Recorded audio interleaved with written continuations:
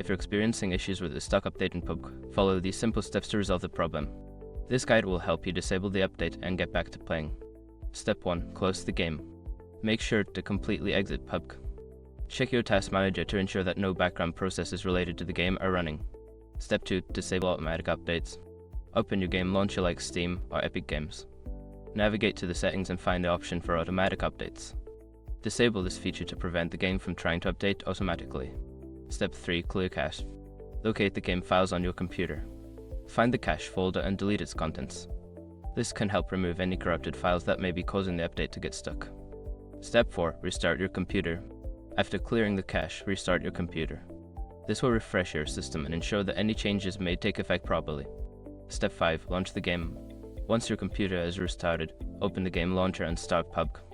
Check if the update issue has been resolved and you can now play without interruptions. By following these steps, you should be able to disable the stuck update and enjoy your gaming experience. If problems persist, consider reaching out to support for further assistance.